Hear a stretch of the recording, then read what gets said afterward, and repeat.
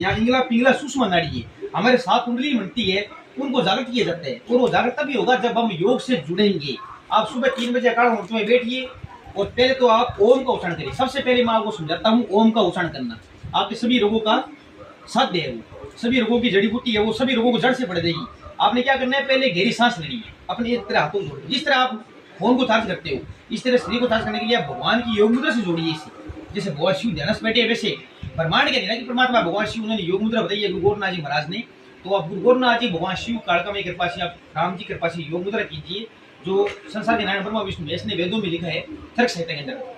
तो सामवेद, ऋग्वेद, अर्थवेद, यजुर्वेद, उसमें से तर्क संहिता निकली है। आपको पता होगा कि विदेशी लोग भी इस योग मुद्रा से ठीक हो रहे हैं, न कि दवाइयों से, योग से ठीक हो रहे हैं। इतनी शक्तिशाली देश है हमारी योग।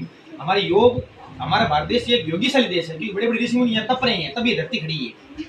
आज संत ब्राह्मण गाय माता और सभी तप रहे हैं, जगह जगह होम हो रहे हैं। उस यज्ञ होम में जो सुविधा से, जो सामग्री से धुआं निकलता है, वो हमारे कैंसर तक को भी ठीक कर रहे हैं। क्योंकि आपको पता होगा जब हम सामग्री होम घी तिल का होम करते हैं तो हमारे शरीर में जो नकारात्मक कीटाणु है, जो नकारात्मक जो वायु है, वो निकल जाती है और सकारात्मक पॉजिटिव बनता है इंसान।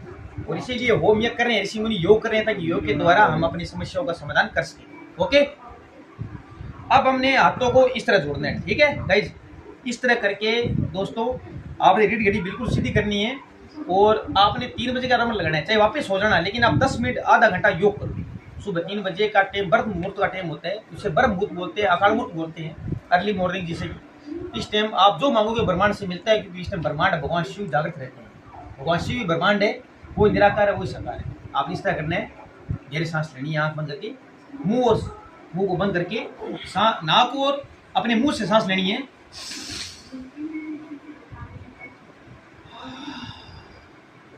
इस तरह आपने सांस घेरी लेनी है और आराम से छोड़नी है। आपने ये सोचना है कि मैं ब्रह्मांड के अधिनायक परमात्मा भगवान शिव राम जी के चरणों में बैठा हूँ, मुझे किसी की चिंता नहीं है, सभी चिंता करने वाले वो हैं।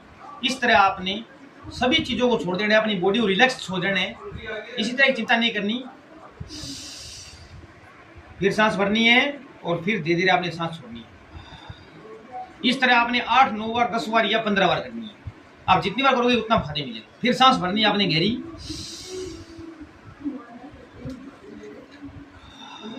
इस तरह आपने सांस को छोड़ना है। उसके बाद में आपने रिलैक्स होकर ओम का उच्चारण करना है। अब कई लोग मुझे कहते हैं कि हम जब ओम का उच्चारण करते हैं सांस भर के तो हमें चक्कर आते हैं, तो आप उतनी भरो ना सांस जितना आपका शरीर कहना करते हैं। सांस ज़्यादा लंबी मत भरो।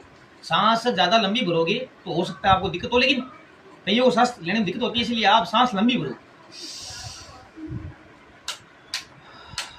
सांस को तुरंत छोड़ दो अगर कोई दिक्कत हो तो, लेकिन सांस लेने में, गहराई से लेने में और छोड़ने में आपकी दिक्कतें भी खत्म हो जाएगी, बिल्कुल एकदम सही हो जाओगे आप। एक मिनट बीच में तो हम ये बता रहे थे कि इस तरह में गहरी सांस लेनी है। जब हम सांस लेते हैं तो दोस्तों सांस हमने गहरी लेनी है, लेकिन छोड़नी है तब नॉर्मल एकदम हमारी चेस्ट बाहर होनी चाहिए। जब हम सांस लेते हैं, जब हम सांस छोड़ते हैं तो धीरे धीरे छोड़ते हैं।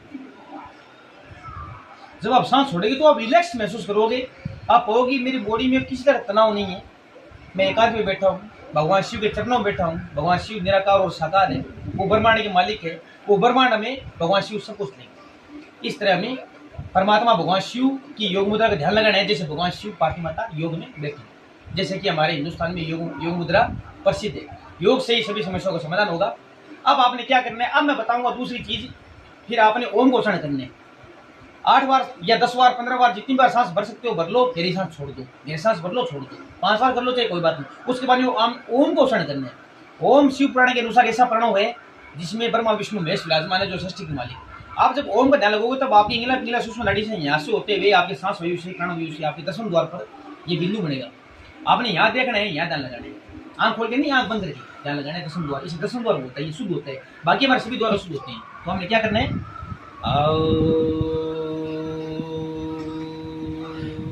दोस्तों गाइस, यहाँ पे ओम का मतलब ओम नहीं होता, ओम कोई सिंपल नाम नहीं है। ओम में यहाँ पे 3 नाम है, ओ, ऊ, में। ओम का ओमकार मकार, जिससे कि पूरा संसार बने, ब्रह्मा विष्णु महेश के रूप है। आओ, ओम का शब्द है एक प्रणव। प्रणव में जिसमें निराकार भगवान शिव है, उसका ध्यान लगाने से हमारे सभी कार्य पूर्ण होते हैं, हम स्वस्थ होते हैं। और ओम का ध्यान लगाने से आपके शरीर की सभी ग्रंथियां खुल जाती है, आप तनाव मुक्त हो जाते हैं। इसलिए आप ओम का उच्चारण जरूर कीजिए, दिन में चाहे 10 बार कीजिए।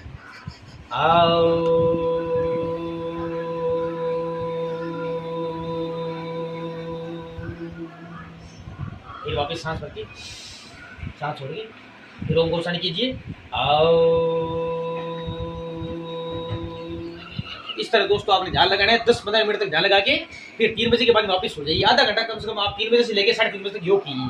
आप योग कीजिए, मैं पक्का कहता हूँ आपके सभी रोग ठीक हो जाएंगे, तनाव मुक्त